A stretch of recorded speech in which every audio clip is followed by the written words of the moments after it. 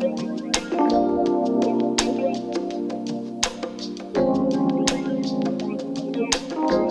morning, Oslo, and welcome to this session on startup corporate collaborations. My name is Christian Bjercke, and I'm the co-founder here at the factory, which was recently awarded Best Accelerator Program in the Nordics 2019.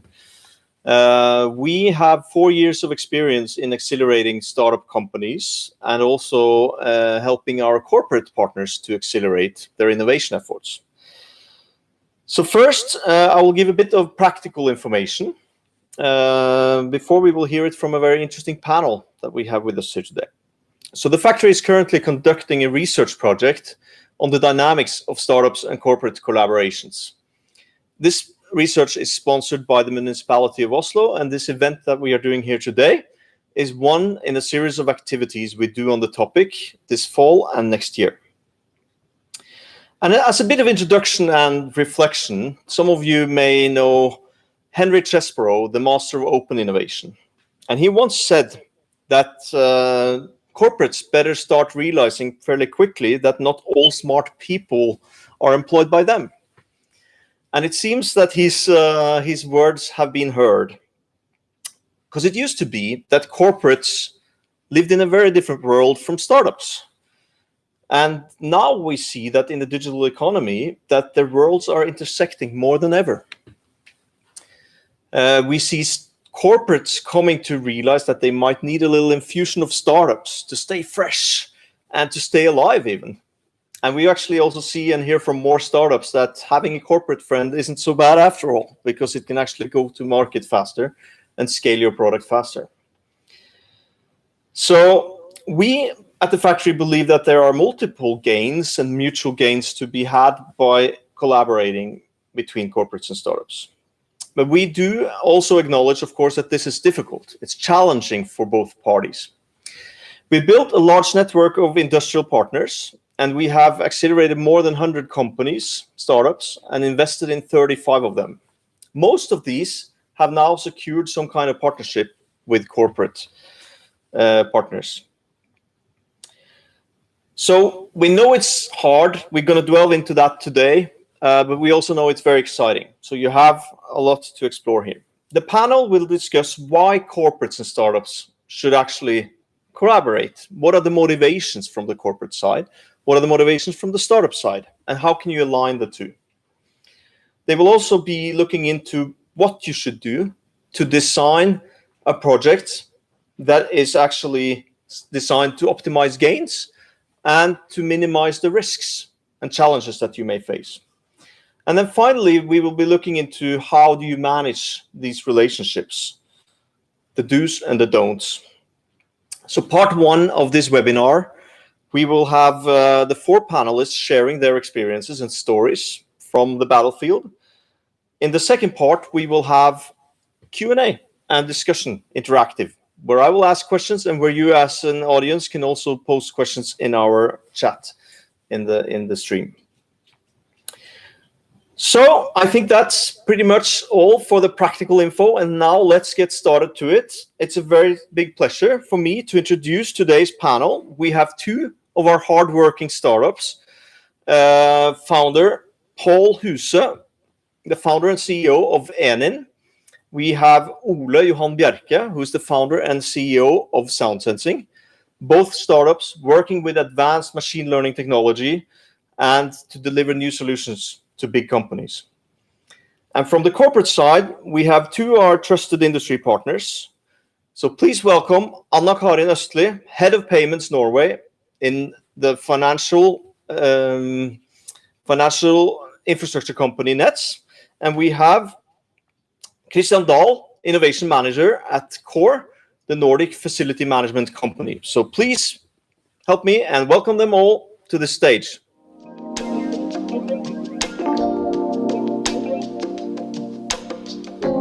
Okay, so let's start with the startup, and let's start with you, Paul, and Enin.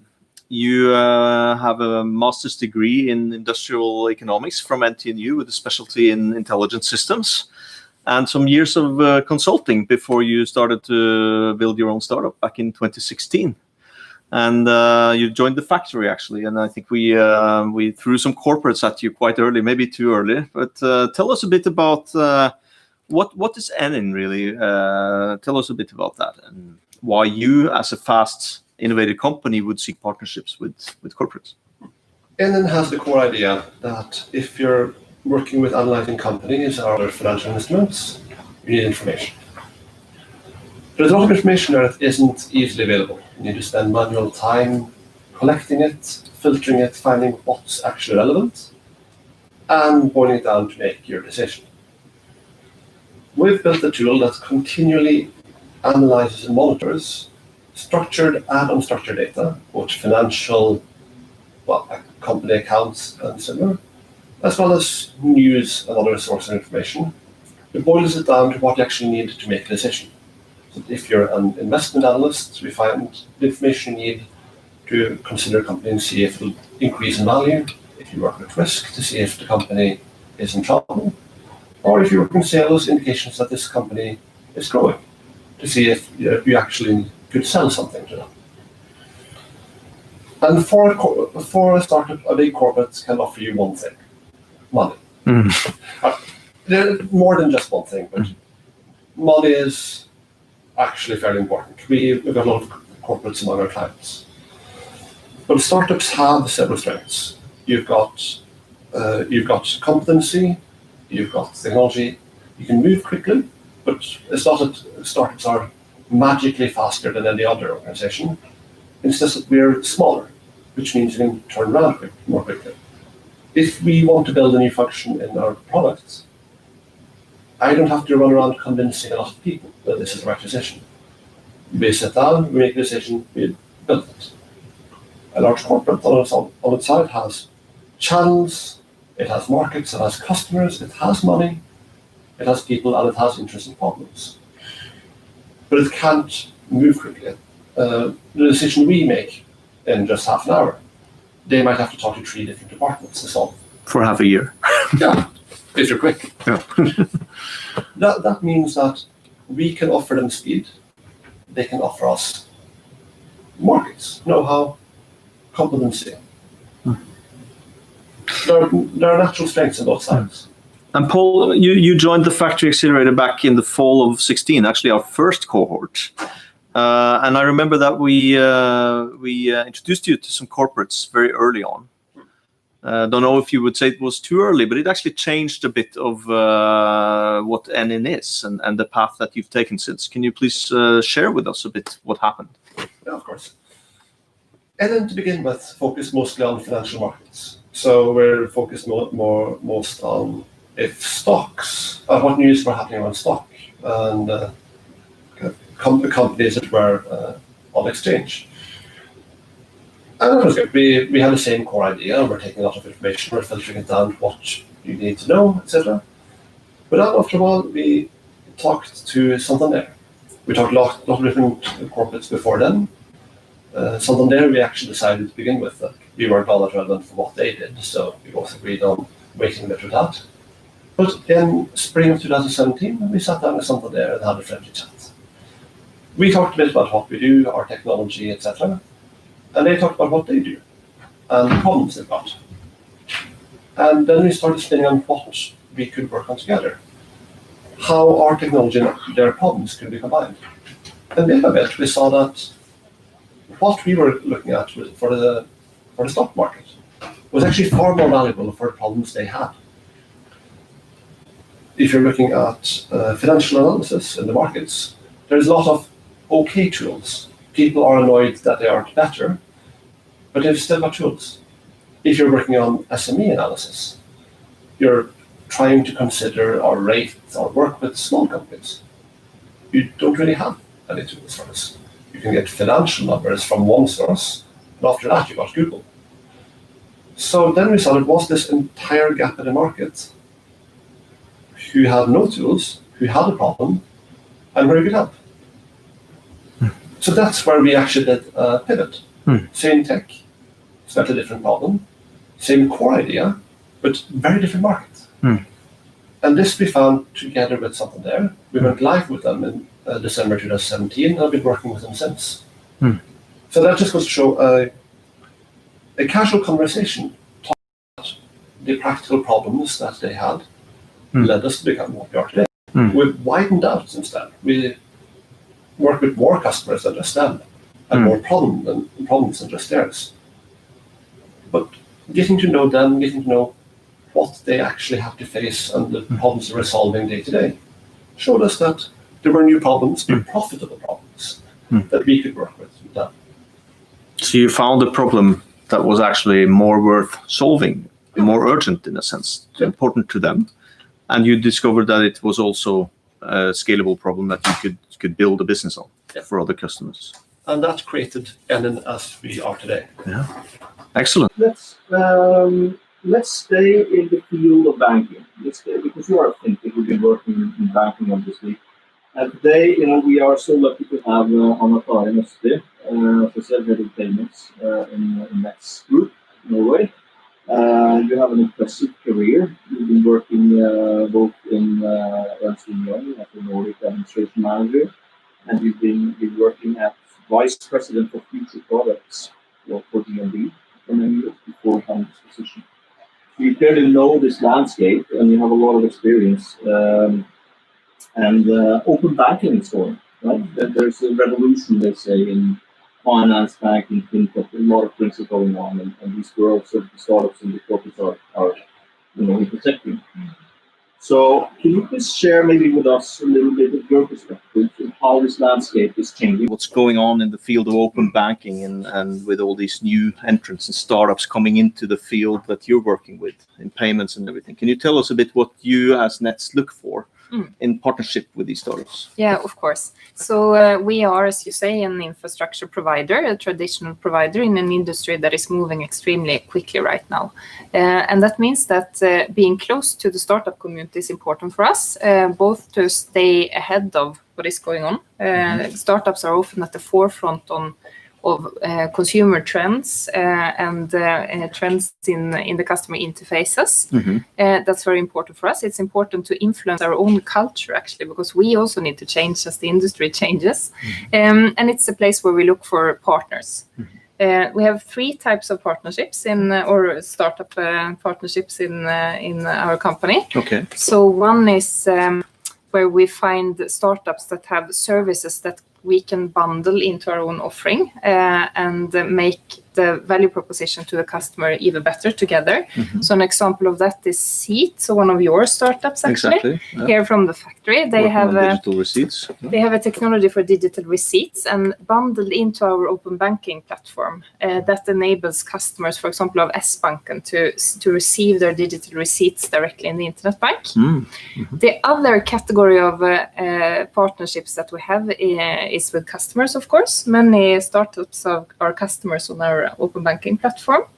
Settle is an example, Fix Rate is another example, and we love these customers. They are so energetic, they stretch us, they always challenge the existing concepts, and many of the best innovations actually and improvements in our existing services that we have done have been through this type of partnerships. Because they are a bit demanding, right? Very demanding. And impatient, right? They want they are things impatient, to happen. They always challenge why is it done this way, and that's good for us actually. So Fix Rate especially is a startup that owns and operates a marketplace that enables savings banks and businesses with excess capital to find each other. So that's an example of a startup that we work together with and that really has stretched us in many ways.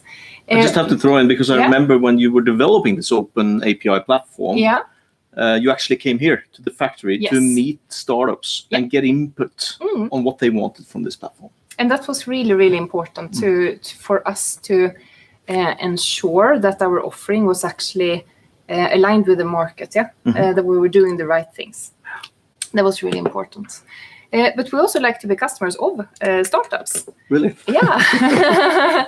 We do it in many ways. So often we find services that we see that we can use in our own operations. So an example of that is Shiftex. So Shiftex, they are a software as a service company. They have created this software that makes it much easier to model processes And when I found them at one of these startup events, I immediately saw that this is something that could be really useful for us in our customer projects. So I brought it home, and my team loved it. So now we are using that service in our own customer projects. Excellent. And you have a bit of that startup mentality. You work in several startup boards as well.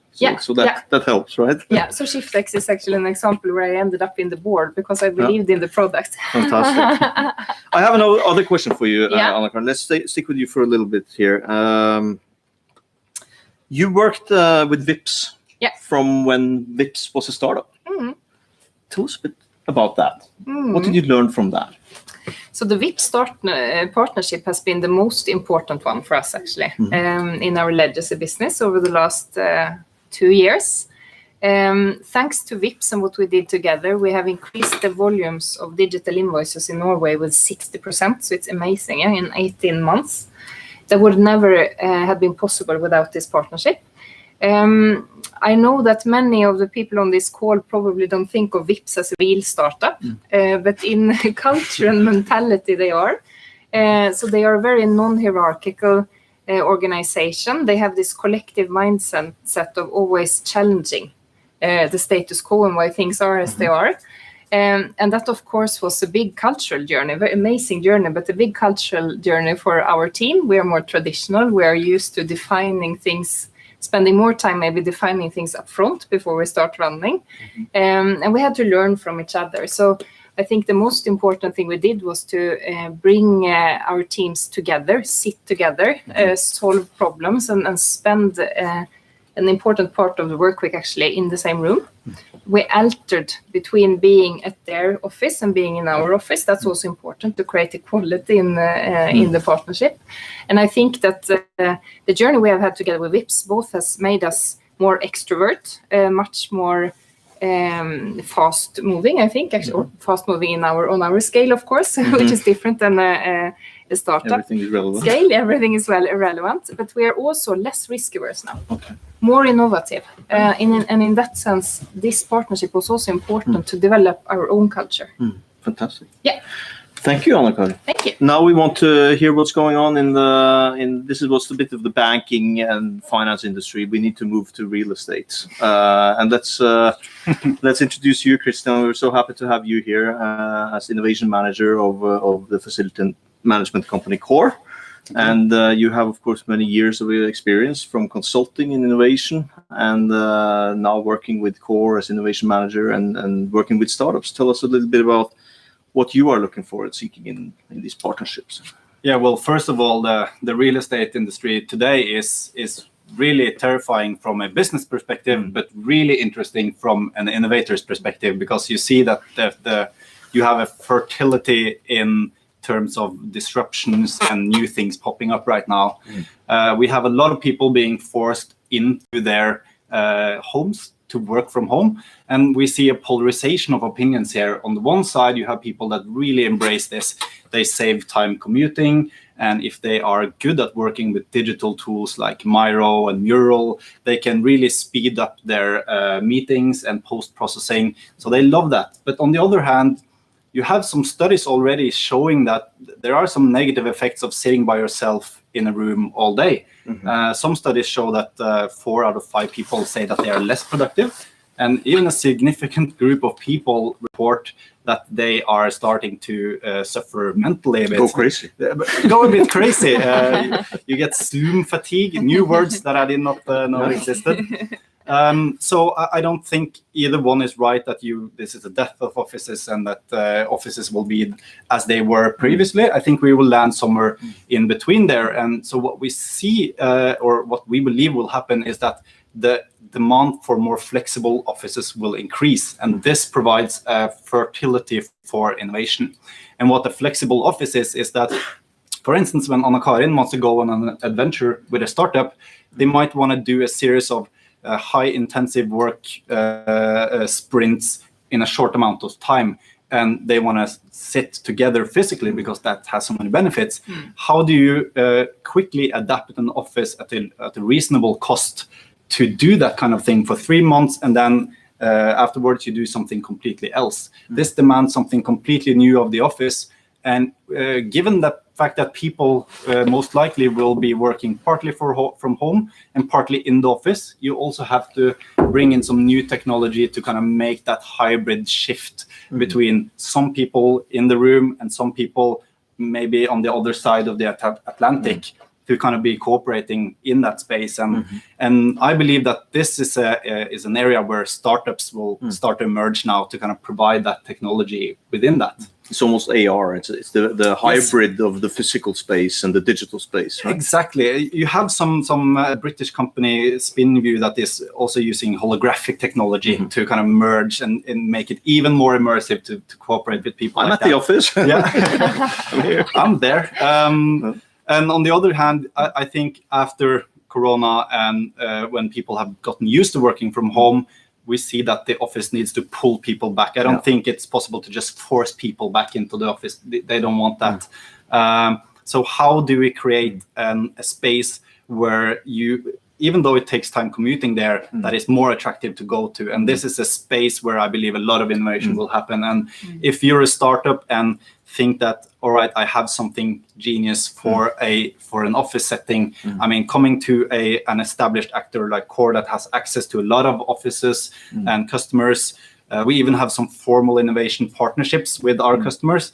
This could be a way to quickly speed up and test some ideas at an early stage. And of course, if it works, you have a big group of customers ready to kind of go quite quickly. So I think there's a good opportunity there.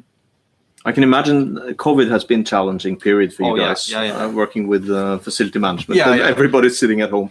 But it's actually, what you're saying is it's forcing you guys to think new and innovate and actually invite startups to the table to find new solutions. So if you're sitting at home and watching this and you're a startup, I mean, the future workplace. Future workplace. So on a follow-up on that, what do you look for in terms of startups and what are you sort of seeking in these partnerships? Yeah, I mean, it goes right to the theme of this talk, because when you collaborate with startups, you attack a fundamental challenge of innovation. And that is, as an innovation manager, you're trying to do something that hasn't been done before. You're not sure if you're going to make money. You're not sure if you're going to save costs. And you also always have to defend that this is something smart. You have to provide the evidence there. And oftentimes you also have to involve people that are already busy doing real work with real customers. And that's a challenge. And this is a challenge within management as well. When I majored in strategy, I used to read about these ambidextrous organizations that were equally able to exploit their business and explore something new. And when you get out in the workplace, you see that, well, not a lot of companies are doing that, to be honest. Some companies look really innovative and you think, oh, they're innovative. But when you look closely, for instance, at Facebook, that is so innovative, they try a lot of things that don't work. For instance, they've tried dating services, they tried marketplaces, and it doesn't catch on. So to provide one example of... It's all a big experiment. It's all a big experience. So one example of how you can really speed up innovation, and the reason why we find it attractive to work with startups is that, for instance, we saw that if you want to really radically change the way we work with buildings, you should use digital twins of buildings. However, the challenge is that this digital twin does not exist. Worst case, it's a piece of paper that documents that this building looks like this and it's outdated. So you need new competency, you need new hardware to scan buildings, you need new software to visualize this, and you want to anchor this with management, IT. It takes a lot of time, more than one PowerPoint deck and more than one Excel sheet. However, if you go with a startup that already has this, you can skip all that. If you know somebody like we met through the factory, Rumli, that already had competency within this, they already had hardware to scan these buildings, and they had a few different tools to test this out with. We were suddenly able to skip all of that and go straight into real testing with real buildings and real data. And that is something that is completely unique, and why I suggest that if you want to work with innovation, I believe it's necessary to go outside the borders of your own organization. And I would go so far to say that if you want to do some radical innovation and not just incremental, you need to do it with a startup. And one startup you should talk to is Ole, sitting here, right? Because he's in the proptech field too. Yeah, we have a meeting next week. Oh, yeah. Yes. Okay. I think it's random even, isn't it? Yeah, it's a bit random. So Ole, you actually have a bachelor of science in psychology, and then you have a master in entrepreneurship, innovation, and you worked at both large and small companies throughout your career before co-founding Sound Sensing. And you're gaining a lot of interest from sound sensing from the corporates, and that's what I want to dive into a little bit. Why is that? And what do you think that why are they interested in working with you? You've been running for a year plus or something with sound sensing. It's not so old. Yeah. And already the corporates are sort of coming to want to meet you and see opportunities. So the question for you is basically, what is sound sensing? You have to spend a little bit of time about that. Why are the corporates interested? And what do you look for in that corporate relationship? Yeah.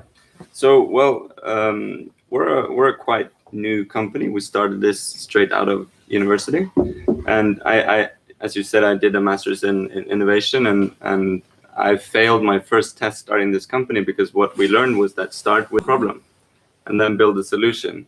But the way it was that we built this solution as students, and then we came out of school and we already had a solution, and it was working brilliantly, and it was a solution to an academic problem. So you had a solution looking for a problem. So you stole the point from Okay. me. We sort of came out with a solution looking for a problem. So what we do is that we have a machine learning algorithm that can automatically understand sound, and then we build the sensor around it so that we can deploy it in the market. And so there we were, and we got funding for it, and we were straight out of school, and then we thought, we got to figure out who wants to use this. Where can we make money for this? How can we continue doing this? So very quickly we became a part of the factory, and what we did was we just talked to everyone, and we said, this is what we have. What do you think about it?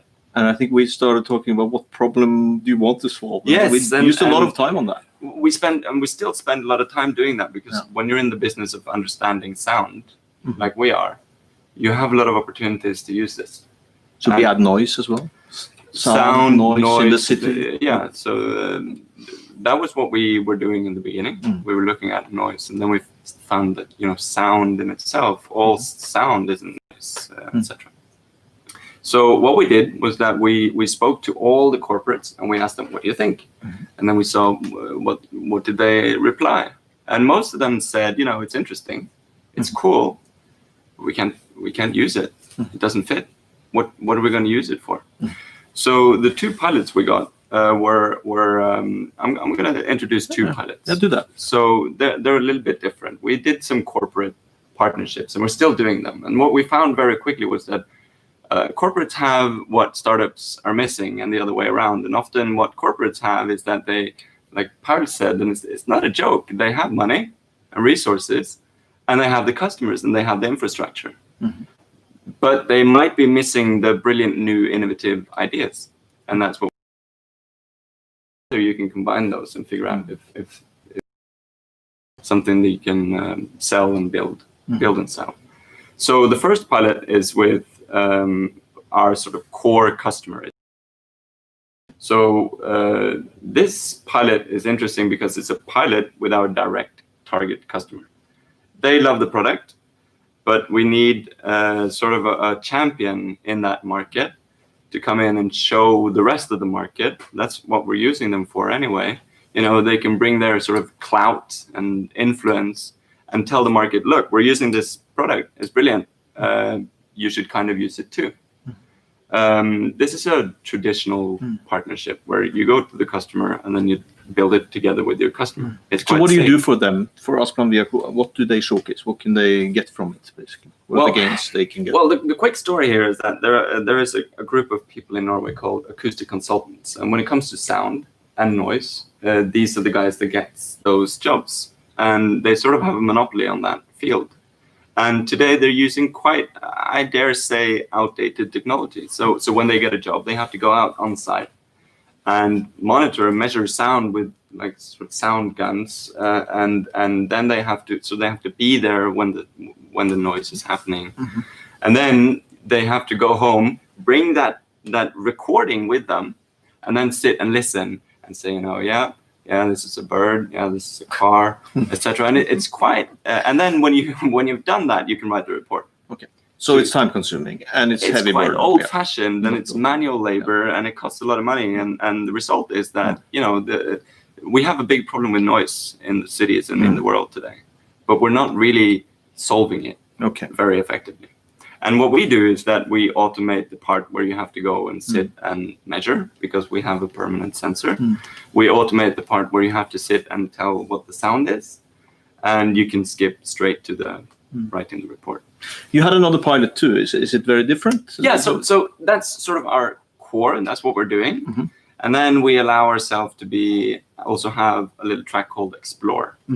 And one of the partners here, Robert from Malling and Co., he came to me after one of my pitches one day, and he said, this is cool, brilliant, we don't need it, but can you do this?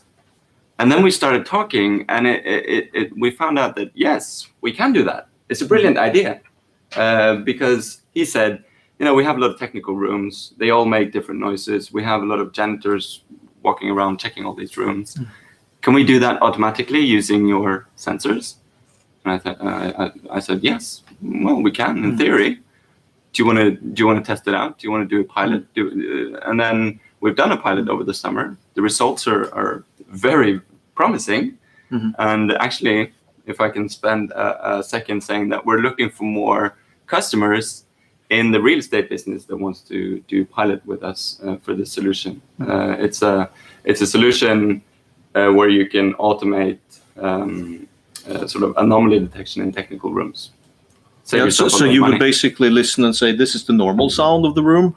And then if something goes wrong with the pump or something, air conditioning or something, you would detect that here's some sound that should not be there. Yeah, it needs to be checked. So you have a pump in a room. I get it. And then this pump will go wrong at some point. And the way they check this is by going and checking it every week. But usually what happens is, we detect it before something happens, because what usually happens is that they check it one day and it doesn't work, and then you have to fix it. And we can tell you before. I have to look at the time, and we need to get going a bit. Yes. Now you've all been introduced. You told your stories. It's fascinating. You're all working on innovation from different angles.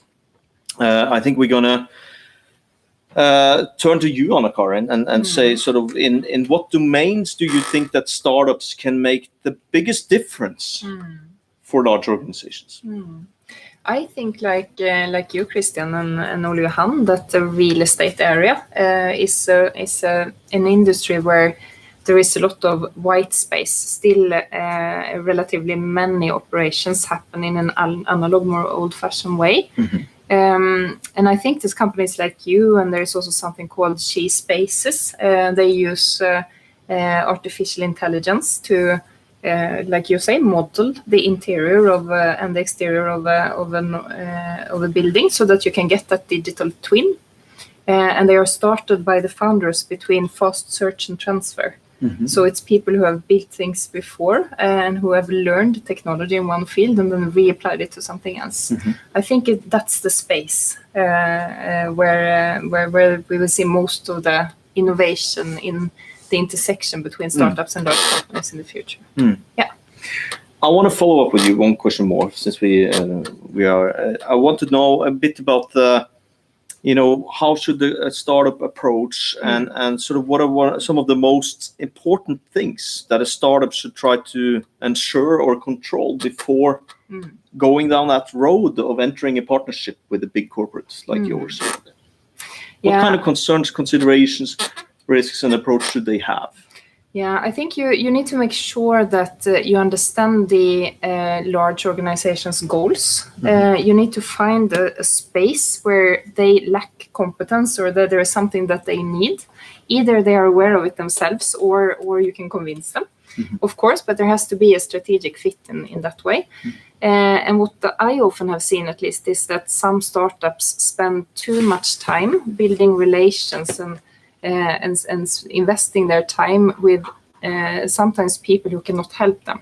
So making sure that you actually talk to the right decision makers, people who have budgets and who have authority to actually buy services from you. That I think is very important. And how do you find them? Do you start at the top, or what would you do if you were a startup here approaching that? We call you? For us, in Nets you can of course call me or one of my colleagues. I think we are very open to collaborating with startups. So if you find someone who is an ambassador, someone you see has done similar things before, and then make them want to help you, engage them, so that they want to help you navigate in the organization. Great. That's my advice. Paul, I want to ask you a question. You've been co-innovating, if we can say it like that, with a big one. And do you think that is helping a startup to grow its business, in a sense, to co-innovate with the corporate? Or can it lead to high dependency or one or a few clients? Are there some risks there? Yeah, that's the useless answer is yeah, of course. Co-innovation with a big corporate means you can go faster in many ways. You can find more problems, you can get more information, and you can, in many cases, get more money. The biggest danger is if it's not so much a partnership as a marriage. If you end up solving that corporate's problems and not a general problem, then you become their innovation wing. And in some cases, if the corporate is big enough, that could be fine.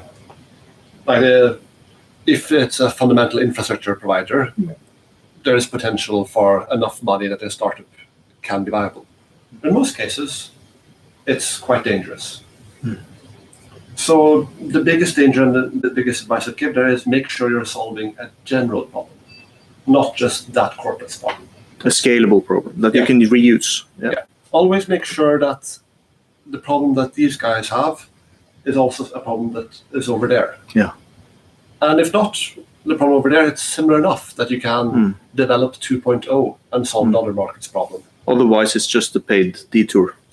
You don't want to become a consultancy. Being a consultancy is the death of the startup. You get money, but you go nowhere. You get stuck. Exactly. One more for you, Paul. You're developing quite advanced solutions and technologies, machine learning, all of this stuff that you know about. What about the IP and the rights to the stuff you're developing in collaboration with the corporates?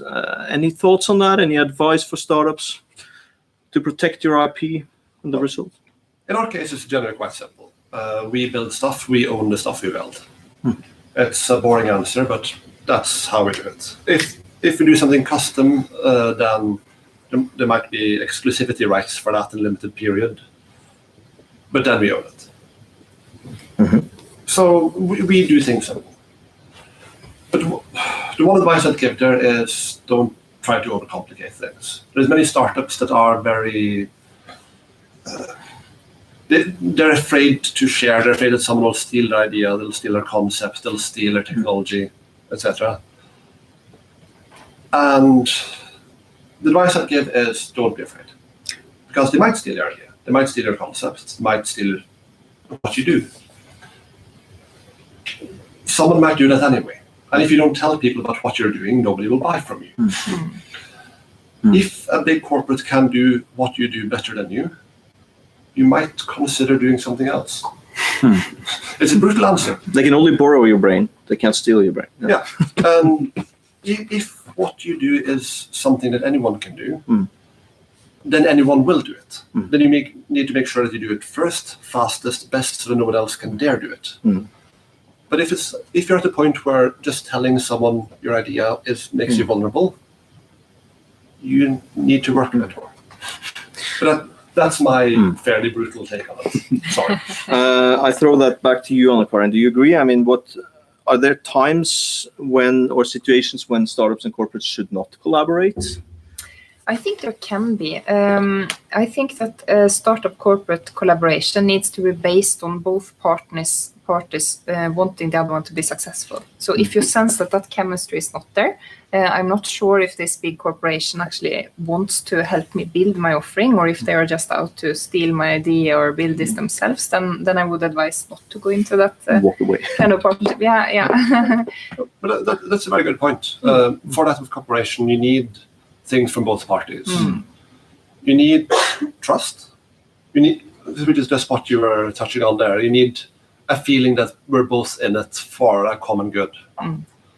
You need commitment. Both parties need to put resources on the table, because one of the dangers, which I didn't touch on earlier, but starting corporates, is the corporate get a nice chat and some nice ideas, but the startup spends time.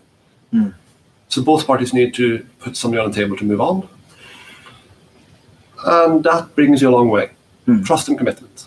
So don't get stranded at the contract station and all of these worry signals. Rather be pragmatic. Know that you're serving something they need and can't do, and that there's a genuine mutual interest. Yeah, make sure there's something in it for both parties. Let me ask you, Christian. Do you think that corporates sometimes may suffer from this "not invented here" syndrome? I mean, there might be this interesting startup walking in your door, and you are keen to work with them as an innovation manager, and can you meet some internal resistance sometimes? Oh, most definitely, yes. I think so, and that's definitely a risk when you get a startup like Soundsensing that comes in and really challenging the way people usually work on something, and that they have their pride built up on. And I know I've spoken with these people that go into these machine rooms, and you might stumble onto some people that say that, well, can your hearing sensor also smell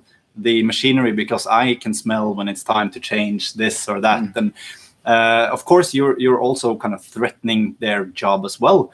I mean, if you don't have any or if it's challenging for them to see what else can I spend my time and energy on my workplace if we do something like that, it can definitely be a challenge. So I think that's something that you have to keep in mind as well.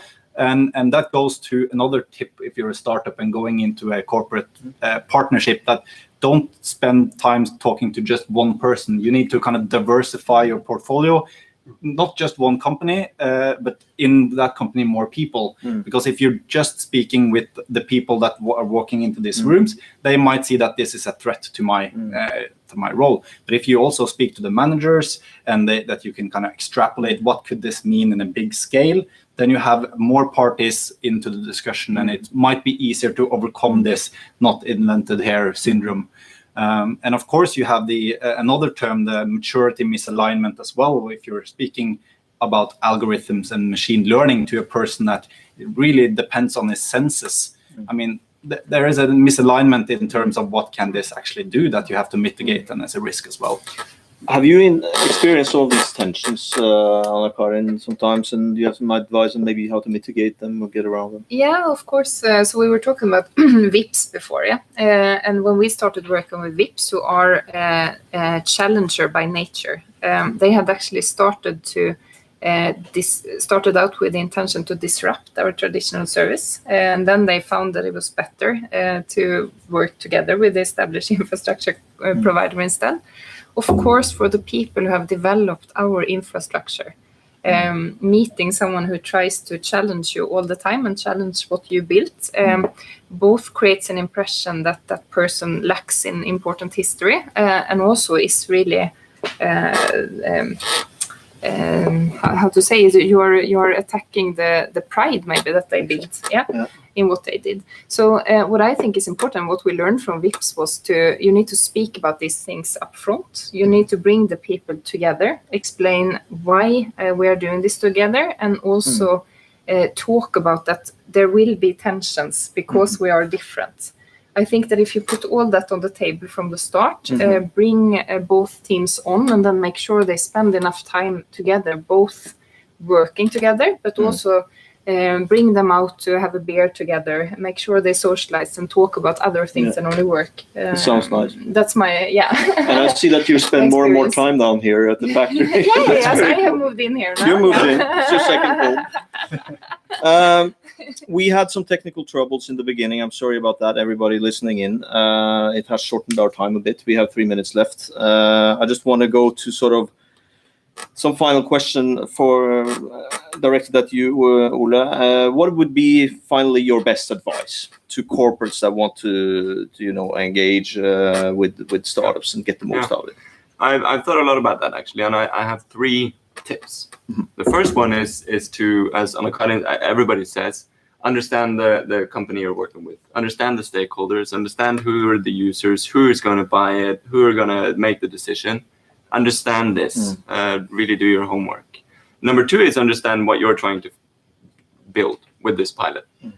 Articulate that clearly on a piece of paper with your team and have that just as a reference for yourself. And then that's tip number 2. And then tip number 3 is understand what the corporate is trying to do with this pilot. Because it might be something else. There might be details having been lost in sort of diplomatic conversations. So those are 3 good tips for other startups. Yes. Following quickly on that, what would be your tip for the top tips for corporates on the other side that want to collaborate with startups, in terms of getting to know them and not slowing them down? Maybe try to respect the startup's time.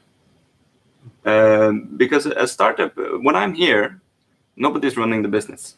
When you're here, it's still functioning. So if I spend a lot of time setting up, talking to a lot of people, politics, starting something, I've spent a very big piece of the pie for my startup's resources doing something that might not lead to something. For you guys, you've had a lot of fun. You've gotten a lot of inspiration. So it's sort of power dynamic difference. We need to respect time too. So finally, from you, what would be your best tip to startups that want to approach you as a corporate? Well, given the short time frame we have left, I would end on that time as well. I believe that rather than asking for setting up a long project plan, try to right from the start rig a team that you can work quickly and intensely for a shorter amount of time, rather than setting up a series of meetings over time. I believe that brings more engagement from the corporate and also more focus, and that you can quickly figure out, is this worth to continue or not? So I think that will be the final we have from the panel. So happy that you all would be here to share. Time is up, but we will have more in this series, so stay tuned. If you're a curious corporate about this, then contact us at the factory. If you're a startup that need help getting in touch with corporates and see that what we've talked about here, that it can actually speed you up in terms of going to market and scaling your business, please get in touch with us at thefactory.no and stay tuned for future events. Thank you so much for being here today.